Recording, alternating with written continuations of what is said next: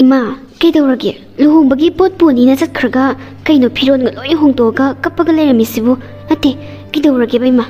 kanana mu kai haraino ba nupi ngakta pokluba namagi laibakse onthonga thikre tako mirak tin basu phangaktre miya mamangduda aiti ikaibana sireda ngarang natro ibong me mana lakta yaroi pot pugadabani khotgadabani na hairamadaine aduga mukkai mu hairaino bangasina aduni pot pubinaba mi leite haibadugi aisu pot to purubani pot puba haurakandada aibu mayam sangdana chingthoibani ne nupi ngakta pokpa asigi nupi se kanana pot pu haino mi gi nungai phaba tangkhalakpa matamsida kaidobagi jatra pohalino haidana aibu mi mamangduda chingthoibani ne aidi ikaibana sireda asuk yamna nupina nupibu hantana yengi basibu kaigino khangdreda sakhutkadaba yamna wali nupi ngakta poi haidana tawribani ne moigido nupi ngakta poi sibu pokningdana poibro aigi mahutta mamang lekai thambal macha nupa ngata pokpodo manoina pukhrabani aisu poningduna pubadi nate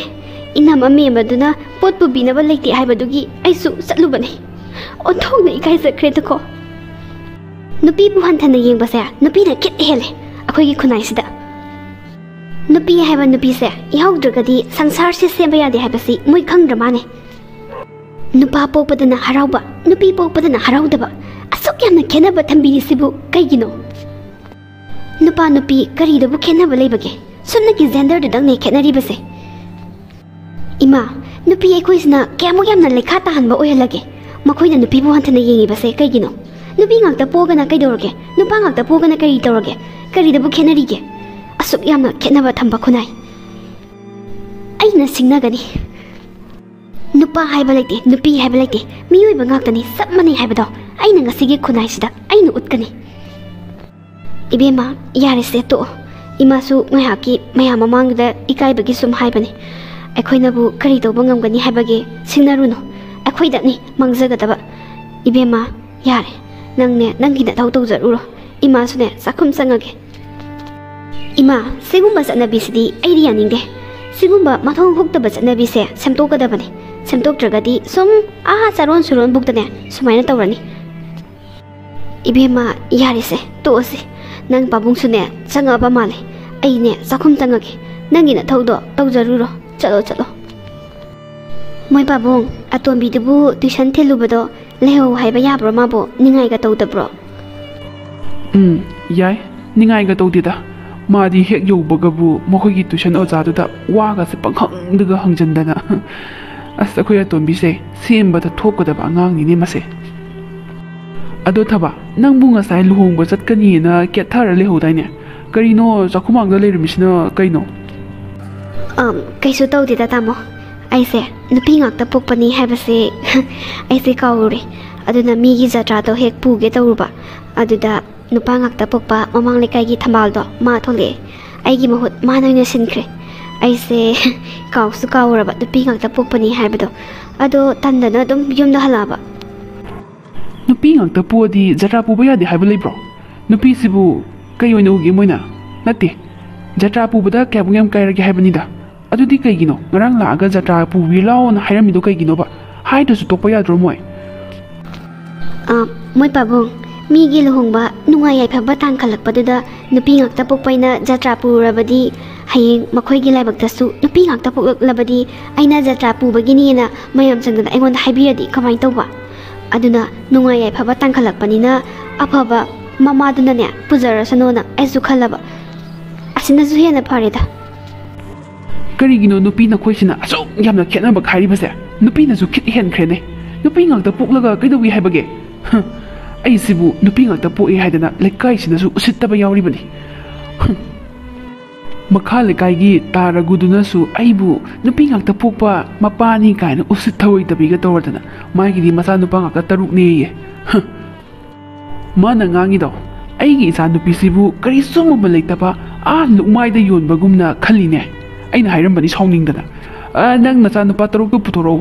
aigi isa nupi ahansigane compare tawge kanani hele do yingasi lairik laishu do oigera ama do oigera na hairambani na naton law manasu thawaidabaga tawardana macha nupa taruk poi kainaga muktanaga jugo chaba amattu saude mamauni kaina tawisingduna mama mapa pijaningdaba ngakta adugasu aingonagasu muktanagasu tawrei moi babong makhoi ga manabiruno kanadabada ꯑꯩꯈꯣꯏꯒꯤ ꯏꯆꯥ ꯁꯦꯝꯐꯝ ꯊꯣꯛꯄ ꯑꯗꯨꯝ ꯁꯦꯝꯁꯤ ꯑꯗꯨꯒ ꯍꯌꯦꯡꯋꯥꯏ ꯑꯩꯈꯣꯏꯒꯤ ꯏꯆꯥ ꯆꯥꯔꯣꯟ ꯁꯨꯔꯣꯟꯗꯁꯨꯅꯦ ꯁꯤꯒꯨꯝꯕꯒꯤ ꯆꯠꯅꯕꯤꯁꯦ ꯁꯤꯗꯤ ꯌꯥꯎꯍꯜꯂꯣꯏꯁꯤꯀꯣ ꯊꯕꯥ ꯑꯩ ꯏꯆꯥ ꯅꯨꯄꯥ ꯌꯥꯎꯗꯦꯅ ꯋꯥꯈꯜ ꯅꯨꯡꯉꯥꯏꯇꯕ ꯀꯔꯤꯁꯨ ꯇꯧꯗꯦ ꯑꯩꯒꯤ ꯃꯤꯠꯇꯅꯦ ꯏꯆꯥ ꯎꯕ ꯐꯪꯍꯜꯂꯤꯕꯁꯦ ꯁꯤꯗꯒꯤ ꯍꯦꯟꯕ ꯅꯨꯡꯉꯥꯏꯕ ꯑꯃꯨꯛ ꯂꯩꯇ꯭ꯔꯕꯅꯤ ꯃꯆꯥ ꯅꯨꯄꯥ ꯌꯥꯎꯗ꯭ꯔꯕꯗꯤ ꯆꯥꯔꯣꯟ ꯁꯨꯔꯣꯟ ꯃꯨꯠꯂꯅꯤ ꯍꯌꯦꯡ ꯑꯍꯜ ꯑꯣꯏꯔꯒ ꯁꯦꯕꯥ ꯇꯧꯕꯤꯅꯕ ꯂꯩꯔꯣꯏ ꯀꯥꯏꯗꯅꯒ ꯑꯣ ꯅꯨꯄꯥ ꯌꯥꯎꯔꯒ ꯃꯃꯧ ꯅꯨꯄꯤ ꯂꯥꯛꯑꯒ ꯑꯣꯠꯇꯣꯏ ꯁꯔꯨꯛꯄꯨꯗꯤꯅꯦ ꯁꯤꯅ ꯐꯔꯕꯅꯤ ꯍꯥ ꯑꯩꯅ ꯍꯥꯏꯕꯗꯤ ꯂꯣꯏꯅ ꯍꯥꯏꯕ ꯅꯠꯇꯦꯀꯣ ꯑꯐꯕꯁꯨ ꯃꯌꯥꯝ ꯂꯩ ꯑꯗꯨꯕꯨ ꯐꯠꯇꯕꯁꯨ ꯃꯌꯥꯝ ꯌꯥꯎꯏꯗꯅ ꯑꯗꯨꯒꯨꯝꯕ ꯑꯣꯏꯒꯗꯕꯒꯤ ꯁꯔꯨꯛꯄꯨꯗꯤ ꯏꯆꯥ ꯅꯨꯄꯥ ꯌꯥꯎꯗ꯭ꯔꯕꯁꯨ ꯏꯆꯥ ꯅꯨꯄꯤ ꯉꯥꯛꯇꯅ ꯑꯣꯏꯖꯒꯦ ꯁꯤꯅꯤ ꯑꯩꯅ ꯍꯥꯏꯔꯤꯁꯦ ꯃꯃꯥ ꯃꯄꯥ ꯑꯃ ꯑꯣꯏꯅ ꯑꯩꯈꯣꯏꯒꯤ ꯏꯆꯥ ꯁꯦꯝꯐꯝ ꯊꯣꯛꯄ ꯑꯗꯨꯝ ꯁꯦꯝꯒꯅꯤ ꯍꯌꯦꯡ ꯑꯍꯜ ꯑꯣꯏꯔꯒ ꯑꯩꯈꯣꯏꯒꯤ ꯏꯆꯥꯁꯤꯡꯁꯤꯅ ꯑꯗꯨꯝ ꯁꯦꯕꯥ ꯇꯧꯗꯣꯏ ꯂꯩꯔꯦꯅꯦ ꯏꯕꯥꯅꯤꯁꯦ ꯅꯠꯇꯦ ꯏꯆꯥꯁꯤꯡꯁꯤꯅꯕꯨ ꯏꯕꯥꯅꯤꯕꯨ ꯍꯨꯟꯇꯣꯛꯑꯝꯒꯗ꯭ꯔꯣ ꯑꯗꯨꯅꯤ ꯏꯕꯥꯅꯤꯁꯦ ꯑꯗꯨꯝ ꯁꯦꯕꯥ ꯇꯧꯗꯣꯏ ꯂꯩꯔꯦ ꯍꯥꯏꯕ ꯏꯆꯥ ꯅꯨꯄꯥ ꯌꯥꯎꯔꯒ ꯍꯦꯛꯇ ꯁꯦꯕा ꯇꯧꯒꯗꯕ ꯅꯠꯇꯦ ꯍꯥꯏꯕꯅꯤꯗ ꯃꯈꯣꯏꯅ ꯃꯌꯨꯝ ꯃꯀꯩ ꯄꯥꯜꯂꯒꯁꯨ ꯏꯕꯥꯅꯤꯁꯦ ꯑꯗꯨꯝ ꯌꯦꯡꯁꯤꯟꯗꯣꯏ ꯂꯩꯔꯕꯅꯦꯕ ꯁꯤꯗ ꯋꯥꯈꯜ ꯅꯨꯡꯉꯥꯏꯇꯅꯕꯒꯤ ꯃꯆꯥ ꯀꯔꯤꯝ ꯌꯥꯎꯗꯦ ꯍꯥꯏꯕꯅꯤꯗ ꯅꯨꯄꯥ ꯍꯥꯏꯕ ꯂꯩꯇꯦ ꯅꯨꯄꯤ ꯍꯥꯏꯕ ꯂꯩꯇꯦ ꯆꯞ ꯃꯥꯟꯅꯩ ꯏꯆꯥꯒꯤ ꯏꯆꯥ ꯆꯞ ꯃꯥꯟꯅꯩꯀꯣ ꯃꯣꯏ ꯄꯥꯕꯨꯡ ꯅꯨꯄꯥ ꯑꯃ ꯌꯥꯍꯧꯕ ꯍꯥꯏꯕꯁꯤꯅꯕꯨꯗꯤ ꯌꯥꯝꯅ ꯐꯩꯗ ꯊꯕꯛ ꯑꯃ ꯀꯩꯅꯣꯝ ꯇꯧꯔꯛꯄꯗꯅꯦ ꯅꯨꯄꯥ ꯍꯥꯏꯕꯁꯤꯅ ꯍꯦꯛꯇ ꯂꯥꯛꯆꯔꯛꯏ ꯑꯗꯨꯗ ꯑꯩꯒꯨꯝꯕꯤ ꯅꯨꯄꯤ ꯉꯥꯛꯇ ꯄꯣꯛꯆꯕꯤ ꯀꯌꯥ ꯑꯃ ꯂꯩꯔꯤꯕꯁꯦ ꯍꯟꯊꯅ ꯌꯦꯡꯕꯁꯦ ꯁꯤꯒꯤ ꯋꯥꯅꯤ ꯅꯨꯡꯉꯥꯏꯇꯦ ꯁꯨꯃꯥꯏꯅ ꯇꯧꯕꯤꯕꯁꯦ ꯑꯩꯈꯣꯏꯁꯨ ꯅꯨꯄꯤ ꯉꯥꯛꯇ ꯄꯣꯛꯀꯦ ꯍꯥꯏꯗꯅ ꯄꯣꯛꯄꯗꯤ ꯅꯠꯇꯦꯗꯅ ꯑꯩꯈꯣꯏꯒꯤ ꯂꯥꯏꯕꯛꯇ ꯇꯝꯂꯝꯕꯅꯦ ꯁꯤꯗꯤ ꯆꯨꯝꯃꯦ ꯊꯕ ꯑꯗꯣ ꯐꯔꯦꯁꯦ ꯁꯤꯒꯨꯝꯕ ꯍꯦꯟꯖꯟꯕ ꯆꯠꯅꯕꯤꯒꯤ ꯋꯥꯔꯤꯁꯦ ꯁꯥꯔꯒ ꯀꯩꯗꯧꯗꯣꯏꯅꯣ ꯗꯥꯎꯟ ꯆꯠꯅꯕꯅꯦ ꯑꯩꯈꯣꯏ ꯗꯥꯎꯟ ꯆꯠꯄꯒ ꯌꯥꯄꯣꯟꯇꯦ ꯑꯩꯈꯣꯏ ꯏꯁꯥ ꯁꯦꯡꯕꯗꯕ ꯌꯥꯝ ꯋꯥꯠꯂꯤ ꯀꯥꯟꯅꯄꯣꯟꯇꯦꯕ ꯊꯕ ꯁꯤꯒꯨꯝꯕ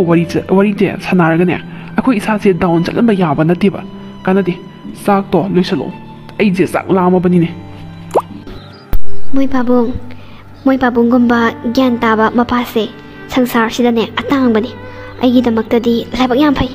ꯑꯗꯣ ꯆꯥꯛꯁꯦ ꯍꯥꯎꯅ ꯂꯣꯏꯁꯤꯜꯂꯛꯀꯦ ꯃꯤꯅꯤꯠ 10ꯗ ꯉꯥꯏꯌꯣ ꯍꯩꯃꯥ ꯃꯦꯃꯥ ꯅꯪꯒꯤ ꯅꯃꯧ ꯅꯨꯄꯤꯗꯨꯗꯤ ꯑꯣꯟꯊꯣꯛꯅ ꯐꯖꯈ꯭ꯔꯦ ꯋꯥꯅꯤ ꯁꯩꯇ ꯑꯣꯏꯕ ꯉꯔꯥꯡ ꯅꯪꯒꯤ ꯅꯆꯥꯅꯨꯄꯥꯒꯤ ꯂꯨꯍꯣꯡꯕꯗꯣ ꯑꯗꯨ ꯐꯖꯕꯗꯨꯕꯨ ꯀꯔꯤꯅꯣꯅꯦ ꯏꯃꯥꯅ ꯄꯣꯛꯄꯗꯒꯤꯕꯨ ꯎꯗ꯭ꯔꯤ ꯋꯥꯅꯤ ꯅꯪꯕꯨ ꯅꯃꯧ ꯅꯨꯄꯤꯗꯨꯅ ꯃꯔꯣꯟ ꯑꯃ ꯐꯖꯔꯤꯕ ꯑꯁ ꯑꯩꯗꯤꯅꯦ ꯀꯂꯛꯆꯈ꯭ꯔꯦ ꯑꯍꯨꯝ ꯄꯣꯠꯀꯥꯗꯨꯅ ꯃꯔꯣꯟ ꯑꯃ ꯇꯦꯛꯊꯒꯦ ꯍꯥꯞꯄꯩꯕ ꯏꯃꯥꯏꯄꯦꯝꯃ ꯈꯪꯗꯦꯗ ꯏꯆꯦ ꯁꯈꯤ ꯌꯥꯅꯕ ꯍꯣꯠꯅꯔꯤꯕ ꯍꯥꯏꯕꯗꯨꯅꯤ ꯑꯗꯣ ꯉꯥꯏꯈꯣꯅꯦ ꯃꯦꯃꯥ ꯅꯪꯅ ꯖꯇ꯭ꯔꯥ ꯄꯨꯅꯕꯅꯦꯅ ꯊꯕꯥ ꯃꯆꯥꯅꯨꯄꯤ ꯉꯥꯛꯇ ꯄꯣꯛꯄꯤꯗꯣ ꯍꯥꯏꯔꯨꯏꯌꯦꯅꯦ ꯀꯔꯤꯒꯤꯅꯣꯕ ꯅꯪꯅ ꯑꯗꯨ ꯍꯥꯏꯔꯨꯏꯗꯨꯕꯨ ꯅꯠꯇꯦ ꯑꯁꯨꯛ ꯐꯕ ꯃꯌꯥꯝ ꯑꯃ ꯂꯩꯈ꯭ꯔꯦ ꯀꯩꯅꯣ ꯅꯆꯥꯅꯨꯄꯥꯒꯤ ꯅꯨꯡꯉꯥꯏ ꯌꯥꯏꯐꯕ ꯇꯥꯡꯈꯠꯂꯛꯄꯗꯕꯨ ꯅꯠꯇꯦ ꯃꯆꯥꯅꯨꯄꯤ ꯉꯥꯛꯇ ꯄꯣꯛꯄꯗꯣ ꯅꯠꯇ꯭ꯔꯗꯤ ꯅꯪ ꯂꯩꯇ꯭ꯔꯕ ꯍꯥꯏꯕꯅꯤ ꯃꯥ ꯃꯁꯥꯅꯁꯨ ꯈꯪꯐꯝ ꯊꯣꯛꯑꯦ ꯍꯥꯏꯕꯅꯤꯗ ꯃꯤꯒꯤ ꯅꯨꯡꯉꯥꯏ ꯌꯥꯏꯐꯕ ꯇꯥꯡꯈꯠꯂꯛꯄꯗꯕꯨ ꯏꯁ ꯃꯥꯅꯒ ꯃꯁꯤꯗꯩꯁꯤꯗ ꯐꯖꯅꯒ ꯀꯦꯊꯔꯗꯅ ꯖꯇ꯭ꯔꯥ ꯄꯨꯗꯣꯔꯕꯅꯤ ꯀꯥꯏꯅ ꯂꯩꯔꯝꯃꯦ ꯑꯩꯅ ꯁꯥꯎꯅꯤꯡꯗꯅꯅꯦ ꯃꯈꯨꯠ ꯄꯥꯏꯔꯒ ꯆꯤꯡꯊꯣꯛꯄꯅꯤ ꯃꯌꯥꯝ ꯃꯃꯥꯡꯗ ꯏꯀꯥꯏꯁꯅꯣꯅ ꯅꯆꯥꯅꯨꯄꯥꯒꯤ ꯅꯨꯡꯉꯥꯏ ꯌꯥꯏꯐꯕ ꯇꯥꯡꯈꯠꯂꯛꯄꯗꯨꯗ ꯊꯕꯥꯒꯤ ꯃꯔꯥꯏꯕꯛꯇꯣ ꯂꯧꯔꯗꯤ ꯀꯃꯥꯏꯅ ꯇꯧꯅꯤ ꯍꯥ ꯅꯠꯇꯦ ꯅꯪꯅ ꯖꯇ꯭ꯔꯥ ꯄꯨꯅꯤ ꯇꯧꯔꯤꯗꯨꯕꯨ ꯀꯔꯤꯒꯤꯅꯣ ꯍꯥꯏꯕꯅꯤꯗ ꯊꯕꯥꯅ ꯃꯆꯥꯅꯨꯄꯤ ꯈꯛꯇ ꯄꯣꯛꯏꯁꯤ ꯅꯆꯥꯅꯨꯄꯥꯗ ꯊꯣꯛꯑꯣ ꯀꯃꯥꯏꯅ ꯇꯧꯅꯤ ꯑꯗꯨꯅꯅꯦ ꯃꯆꯥꯅꯨꯄꯥ ꯍꯥꯟꯅ ꯄꯣꯛꯄ ꯊꯤꯒꯗꯕ ꯈꯪꯉꯦꯗꯅ ꯖꯇ꯭ꯔꯥ ꯄꯨꯕ ꯍꯥꯏꯕꯁꯦ ꯂꯨꯈ꯭ꯔꯕꯖꯥꯠꯅꯤ ꯏꯕꯦꯝꯃ ꯍꯩꯃꯥ ꯏꯆꯦ ꯑꯩꯗꯤ ꯈꯪꯗꯤꯌꯦ ꯑꯗꯨꯒꯗꯤ ꯑꯩꯗꯤ ꯏꯆꯝ ꯆꯝꯅ ꯊꯕꯥꯗꯣ ꯃꯁꯛ ꯃꯇꯧ ꯐꯖꯩ ꯁꯨꯝ ꯐꯤꯔꯥꯟ ꯆꯥꯏꯅꯅꯦ ꯍꯥꯏꯔꯨꯕ ꯈꯛꯇꯅꯦ ꯃꯤꯒ ꯂꯩꯇꯕꯗꯨꯗ ꯑꯗꯨꯃꯥꯏꯅ ꯇꯧꯅꯤꯗꯤ ꯀꯅꯥꯅ ꯈꯪꯖꯩꯒꯦ ꯏꯃꯥꯏꯄꯦꯝꯃ ꯏꯆꯦꯅꯅꯦ ꯃꯈꯨꯠ ꯐꯥꯏꯔꯒ ꯆꯤꯡꯊꯣꯛꯃꯤꯗꯣ ꯐꯔꯦ ꯏꯆꯦ ꯂꯩꯔꯝꯗ꯭ꯔꯗꯤꯅꯦ ꯃꯥꯅ ꯑꯗꯨꯝ ꯄꯨꯔꯝꯃꯗꯕꯅꯤꯀꯣ ꯖꯇ꯭ꯔꯥꯗꯣ ꯏꯃꯥꯏꯄꯦꯝꯃ ꯑꯩꯒꯤ ꯏꯆꯥꯅꯨꯄꯥ ꯑꯃꯈꯛ ꯄꯣꯛꯄꯁꯤ ꯅꯨꯄꯤ ꯉꯥꯛꯇ ꯄꯣꯛꯑꯗꯤ ꯀꯃꯥꯏꯅ ꯇꯧꯅꯤ ꯏꯆꯦꯅꯅꯦ ꯃꯈꯨꯠ ꯄꯥꯏꯔꯒ ꯊꯕꯥꯗꯣ ꯆꯤꯡꯊꯣꯛꯑꯒꯅꯦ ꯖꯇ꯭ꯔꯥ ꯄꯨꯍꯜꯂꯝꯗ꯭ꯔꯤꯕꯗꯣ ꯌꯥꯝ ꯐꯔꯕꯅꯤ ꯏꯆꯦ ꯑꯩꯗꯤꯅꯦ ꯅꯨꯄꯤ ꯉꯥꯛꯇꯒ ꯄꯣꯛꯑꯗꯤ ꯌꯥꯔꯣꯏꯗꯕꯅꯤꯀꯣ ꯑꯁ ꯑꯗꯨꯅꯤꯅꯦꯍꯦ ꯃꯦꯝꯃ ꯖꯇ꯭ꯔꯥ ꯄꯨꯕ ꯍꯥꯏꯕꯁꯦ ꯑꯈꯟꯅꯕ ꯃꯤ ꯈꯜꯂꯒꯅꯦ ꯄꯨꯍꯜꯂꯤꯕ ꯉꯥꯛꯇꯅꯤ ꯅꯪꯅꯅꯦ ꯋꯥꯍꯪ ꯄꯥꯎꯍꯪꯁꯨ ꯇꯧꯗꯦꯗꯣ ꯅꯪꯅ ꯊꯣꯛꯄ ꯍꯦꯛꯇ ꯇꯧꯋꯤ ꯃꯇꯨꯡ ꯃꯅꯥꯎꯗꯤꯅꯦ ꯈꯔ ꯇꯥꯟꯅꯔꯝꯃꯨꯅꯦ ꯑꯩꯈꯣꯏꯁꯦ ꯍꯣꯏ ꯏꯆꯦ ꯃꯊꯪꯗꯤꯅꯦ ꯏꯆꯦ ꯍꯣꯏꯗ ꯈꯔ ꯇꯥꯟꯅꯔꯝꯃꯒꯦ ꯑꯗꯣ ꯏꯆꯦꯅ ꯁꯤꯟꯕꯤꯗꯅ ꯃꯃꯥꯡ ꯂꯩꯀꯥꯏꯒꯤ ꯊꯝꯕꯥꯜ ꯃꯆꯥ ꯅꯨꯄꯥ ꯉꯥꯛꯇ ꯑꯍꯨꯝ ꯄꯣꯛꯄꯗꯣ ꯃꯥꯅ ꯑꯣꯏꯅ ꯖꯇ꯭ꯔꯥ ꯄꯨꯍꯜꯂꯕꯅꯤꯅꯅꯦ ꯀꯔꯤꯒꯤ ꯑꯐꯕ ꯑꯣꯏꯔꯣꯏꯗꯣꯏꯅꯣ ꯑꯐꯕꯗꯤ ꯑꯣꯏꯔꯅꯤ ꯃꯥꯅꯤ ꯏꯕꯦꯝꯃ ꯊꯝꯕꯥꯜꯅꯅꯦ ꯖꯇ꯭ꯔꯥ ꯄꯨꯔꯤꯕꯗꯣ ꯅꯔꯥꯏꯕꯛ ꯐꯔꯕꯅꯤ ꯃꯤ ꯃꯆꯥꯅꯨꯄꯥ ꯉꯥꯛꯇꯅꯤ ꯑꯍꯨꯝ ꯄꯣꯛꯏꯗꯣ ꯈꯪꯉꯦꯗꯅ ꯑꯗꯣ ꯐꯔꯦꯅꯦ ꯋꯥꯔꯤꯁꯨ ꯌꯥꯝ ꯅꯨꯡꯉꯥꯏꯔꯤ ꯑꯁꯤꯗꯅꯦ ꯆꯥ ꯒꯤꯂꯥꯁ ꯑꯝꯇ ꯊꯛꯎꯒꯦꯅ ꯊꯣꯛꯂꯛꯄꯅꯤ ꯑꯩ ꯑꯝꯇ ꯆꯠꯂꯨꯈꯤꯒꯦꯀꯣ ꯄꯨꯡꯁꯤꯁꯨ ꯌꯧꯔꯦ ꯂꯩꯔꯝꯈꯤꯗ꯭ꯔꯥꯕꯨ ꯈꯪꯗꯦꯅꯦ ꯂꯣꯏꯁꯟꯕꯅ ꯍꯦꯛꯇ ꯍꯥꯟꯕꯅꯤ ꯃꯤ ꯃꯣꯏ ꯏꯅꯦꯁꯣꯔꯤꯒꯤ ꯍꯣꯇꯦꯜꯗꯣ ꯆꯪꯉꯣ ꯅꯪꯁꯨ ꯑꯩꯁꯨ ꯆꯥ ꯒꯤꯂꯥꯁ ꯑꯝꯇ ꯊꯛꯎꯈꯤꯒꯦꯀꯣ ꯏꯆꯦ ꯂꯩꯍꯧꯔꯤꯕꯅꯤ ꯇꯟꯒꯅꯦ ꯁꯤꯠꯇ꯭ꯔꯕ ꯈꯪꯗꯦ ꯕꯥꯔꯤ ꯑꯃ ꯂꯩꯍꯧꯔꯤꯕꯅꯤ ꯇꯨ ꯑꯩꯁꯨꯅꯦ ꯏꯃꯧ ꯅꯨꯄꯤꯒꯤ ꯇꯟ ꯂꯩꯕꯤꯔꯨꯔꯤꯅꯤ ꯆꯍꯤ 11ꯒꯤ ꯃꯇꯨꯡꯗ इसे थबा नोई युम्बालसे यामना इंगना चिकना चंखोना पाले वानी कमाई तौरिनो खंगदे पुंग इंग हेक इंगी नोई इमुंगसिदा संगकपदा असोग यामना इंगना पानबसिबु कई युम्बानो हाइबनिदा सिबु जुलिया नंग हेक हाइबसिमा अंगांगै थबक लोइन चतख्रबनी अदुदा पुंचिक चिइबा ओरंगनी नते से अंगांगै लेगेरा लेरोइरा इसे होइगे युमदबु हेक संगाबा पुंसे हेक्ता सिइ कई हाइबा तारे पुकनिंगा से लोय सुमतत्पगुम तवे वानी जुलिया नंग फगी याम हैरेको हैमा फगी नदी से अइना से फगी गा मालिरो असेंग बगिने खंगदे दैसे इसे होइना कमाइना अंगांग से सेमबनो खंगदे नुपी ngakta oirasu yengune amana doctor amana police officer kai kamai semino haiba se nang na sibo खंगदे दैसे सेगीने युम्बान कैबान से याम कलक सक्रेदी ओंतोंगना नुंगाई जरमनिदगो इसे नंगसे नुपा यावदे हाइबे वानी अवातबा अमा टेक लैते हाइबा मसे अहनसिदिने माना ngangoringaidagi doctor oibase याम पमजबजानी माना होना निंगबदो उबदने अखोइने खरा मतेंग पंगजनबगा कैगा अदुम माइ पाकपा हाइबदो ओइख्रे अदुगने इसा नुपी अतोंबिसे असिमदी नुपादौनसु खरा तविदो मीने हेजनबगा याबजा नते मीनगने उसितनगा ngangbगा याबजा नतेको मादी पुलिस ऑफिसर ओइबा याम पामजेये अदुदा अदुम थाजनख्रे माइसु अदुम पाइ माना पाम्बा लाइनदने थाजनबिरबदी अदुम माइ पाकपा जानिको हो हैख्रेदको इसे थबा नंग हैबसे आइसु इसे थबाइ मतौ तमगा इसा सेमदबा याद्रे हैमा आइदी पुकाउ काउ इसे थबा सिदगा वरी नुआय सनारगा लेथोइ सेउने अखोइगी युमथंगनबगी लुहोंगबगिने असपो हानसिदा हाइरमबनेबा अस पुंगासे आयोगरि यौने अदो इसे थबा आई हयंग लाके ए चलुकिगेको माम इबोतो मिदो याम साथीबनिको मचा नपागी थबक सोयेनने अमु सौजरसनी नुमिता दिंगाइदने चलौरो होय हयेंग अमु हेक लाउ जुलिया ऐसे नंग साइदनी थीरिबसे खाइदा लेरुगे नंगबो अस मथाय यमना साइदा ओ जट्राबु बिनबा मीदो मखों लेथेनने अमुतोइबा संबा चतकी थेंगा कासिदने नते नंग खरामदा बुबियुदना इसे आइदो पायाद्रमने नुंगायरोय अतोपोइना हंबिरोइसे आइदो फरकता तौबनेबा पुबदी याम पुनिंगे अस कनाना पुबिनी सिदे अदो इसे जट्रा पुबबु कैनो मचा नुपा हाना पोकपा मा थीरगा कोक पुहलोदना ओ अमदी लेरिहे ममांग लेकाइगी इनम थंबालदो मा पुहलो माथी मचा नुपा ngakta ahumne poido मीनने जट्रा पुबियोनने याम पुहन्नबनेबा अदो मंगोना हाइबेतंग हाइरगा येंगोदना जुलिया मचा नुपा पोकपा मीना जट्रा पुरगा हेक्ता फबा ओइबा नतेने सिदी मीना सेमबने येंगुसो इने मेमगी मचा नुपा लुहोंगबदा थंबालना जट्रा पुद्रा अदु इने मेमगी मसु नुपा अनिदो अमत जुगो सादे अमना फोर काफी अमना गुली साइ अदु अफबा ओइब्राबा इने मेमगी मचा नुपा लुहोंगबा कांदा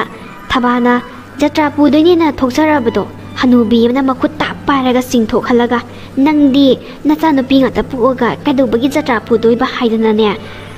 माइगी मोहत सिलगा थंबालदुनाने जट्रा पुहलिबनी मचा नुपा ngakta poi afabini haidana adugane yengune ine memagi macha nupa dubu kyam jugo sageba mana pokko macha do kyam jugo sageba masu nupa dubu ado mase mina sembani macha nupa pokpa katana afaba oiba natene mayamna macha nupi pokpine dana jatra puhanjiba thaba dubudi yengo mai macha do langtre langkre amana doctor amana police officer isi nangna haido yam chummi isi satra pubinaba mido leire kanano ba leiribo amda haminaru semi thengjala gansida isi thabado aduina hairase maoina puhalase ba madi sumpiran du sai masak su phajai awat ba ma tek leite thaksi khasidagi yumba londagi kaidagi matik loi nai isi maoina hairase ba haima Julia hoine ma leigo so matik saba nupi ama lai ngai tabu aina kido be wazaru ne ge lawo amta haminaru seba isi aido pharak ta do male ipam lom dagi mi la ena hojik ta khaurak pane ai amda sangu ki ke isi adum yarakani ye adum hairamo isi su ai su lakke ba phare ai adum hairurake ai se nei mam to mi ne ha torabani jata punaba mi do haidore na ne amung toiba soyadi kamai tawni khoni ne imai pima amuk te mayum dangang bana lo heurabani ai chalu ki ko tudi bema nama bu yum da leibro natraga chatokhi bazala leye ma so imung ta sangse akhoi ma da bazar dagi halakpagi mapi hongori imung da sangse ngai khoni he ibema nangbu thabagi masanopi ahando natro doctor oyena haibado hoi ma so mane isadi doctor oibe dagira khangde nasakado mayam phajado e as phajadabani da ma so phajai bema ontong na phajakre adu aina laibase ategi na teda namado jatra pu binabane haigina laibani namabu loidiba zalo mafi hongbodo bo ma so jatra pu bagi weradi pharak tagadaba male ekhoi madi nupi ngakta poe aduna pharak tani masa nupa pokpa kanano ma oina thibiro akhoi madi ne masa nupi ngakta oina pokpani na mina su nungai gadaba mande ibema kari su kaide masidi mina semba channa bini ne he masa nupi pokpa haiba laite masa nupa pokpa haiba laite se luhong gadori base aigi sa nupa ni aina yaraga loire namadubu amta unage ne he thengkhre ne he maso pharak tagadaba male mamangdasu imana jatra puni na thokraga masa nupi ngata poe haidana mukut pairaga chingtokibado ai yam nungai tribane ngasi phawba aigi thamoida yektuna thamlibane maso matam mangnabane atupa ama yengbiruro ibema nangna sauri dubudi yamna sumi kanana bu nungai doino ado aidine nupa haiba laite nupi haiba laite tawbatabune nupi da hanthana yengbadine aidi sunya he yade nupi na nupi se support togodabani ne adu kandada saukhatpa haibado oirakadabani ne ibema satnabida ka henjan basisu phatte yengo mamang lekai gi nupa nga tapokpi thambal do khangidana mana ne jatra pu halibani ine me magi macha nupa gi luhongbada ado yengo mi magi macha nupa gi masu do guli saban saba phor kapana kapa adu kari oi aphaba oi bro nupa pokpa mina puraga aphaba oini haiba leitine aduna nine aina ne namabu haigena laibase masaubi asigumba ka henjanba chatnabisina maram oiraga macha nupi pokpase kana matana pamde masina maram oiraga nupi na nupi bu hanthana yengbagi maramsu oihalle asigumba chatnabi ama leirabanina machin manau dasu nupa buna heklomna loba macha nupi buna khara yangna hekloba asigumba se ai yamna thengni asumai na misang mikhai nai base ai yam nuaite ibema ai su nangumane akhoi gi se nau se nupa amate aude nupi tare ne ai su ne yam saungning ki matam duda akhoi ima bu jatra pu handiye aduda ai su ne singaga thami bani asigumba chana bise ai su sungau yauroi haidena ne yaudri bani aduna bu nakhoi ima se ai ne ngasidi jatra pu handaba sungya yadi ai gi san pangi ibema sigumba nupi na nupi bu hanthana yengbagi chatnabigi culture se muthanna bu honagadabani aduna akhoi generation sidagidi sigumbagi ka henba chatnabi se muthatnaba akhoina hotnagadabni akhoi gi tungi charon suron dine taholoi se koi bema achumba ne ma chaubi nupi bu awangba thaka thangat ke harabadi nupi na nupi bu su support obam thoi ma chaubi ngasi dagidi nupi na nupi bu hanthana yengbagi chatnabi se muthat khrase mutat khrase bema kaido bagi nupi khangta poga jatra pu bayadi hai bagi puhan dori bani aigida ꯉꯁꯤꯗꯒꯤ ꯄꯨꯍꯟꯗꯣꯔꯤꯕꯅꯤ ꯅꯨꯄꯤꯁꯤꯡꯕꯨꯅꯦ ꯑꯋꯥꯡꯕ ꯊꯥꯛꯇ ꯊꯝꯒꯗꯕꯅꯤ ꯑꯗꯨꯀꯥꯟꯗꯗ ꯆꯥꯎꯈꯠꯄ ꯍꯥꯏꯕꯗꯣ ꯑꯣꯏꯒꯗꯧꯔꯤꯕꯅꯤ ꯂꯩꯕꯥꯛꯁꯦ ꯃꯥꯆꯧꯕꯤ ꯑꯗꯨꯗꯤ ꯅꯨꯄꯤ ꯉꯥꯛꯇ ꯄꯣꯛꯄ ꯃꯌꯥꯝ ꯈꯣꯝꯖꯤꯜꯂꯒ ꯀꯜꯆꯔꯁꯦ ꯍꯧꯗꯣꯛꯑꯁꯤꯅꯦ ꯆꯠꯅꯕꯤꯁꯦ ꯌꯦꯁ ꯒꯨꯗ ꯑꯥꯏꯗꯤꯌꯥ ꯍꯧꯔꯁꯦ ꯉꯁꯤꯗꯒꯤ ꯍꯦꯛꯇ ꯍꯧꯔꯁꯤ ꯀꯩꯅꯣ ꯑꯗꯨꯗꯤ ꯍꯧꯔꯁꯦ ꯃꯥꯆꯧꯕꯤ ꯑꯗꯨꯗꯤ ꯑꯩꯈꯣꯏ ꯃꯥꯗꯣ ꯖꯇ꯭ꯔꯥ ꯄꯨꯅꯅꯕ ꯀꯦꯔꯨꯈꯤꯒꯦ ꯀꯦꯊꯔꯣ ꯅꯩꯊꯔꯣ ꯑꯁꯤꯗ ꯂꯩꯔꯦ ꯑꯩꯒꯤ ꯏꯆꯥ ꯅꯨꯄꯥ ꯂꯨꯍꯣꯡꯕꯗꯤ ꯍꯣꯏ ꯅꯩꯗꯕ ꯌꯥꯔꯣꯏ ꯈꯔ ꯌꯥꯝ ꯐꯖꯅ ꯀꯦꯔꯣꯀꯣ ꯂꯣꯏꯁꯤꯜꯂꯛꯄꯗ ꯂꯥꯏꯛ ꯅꯝꯕꯁꯨ ꯀꯥꯎꯕꯤꯒꯅꯨ ꯃꯌꯥꯝ ꯑꯗꯨꯒ ꯃꯈꯥꯗ ꯑꯗꯣꯝꯒꯤ ꯑꯣꯏꯕ ꯃꯣꯠ ꯑꯃꯃꯝꯇꯪ ꯀꯃꯦꯟꯇ ꯊꯝꯕꯤꯔꯝꯃꯣ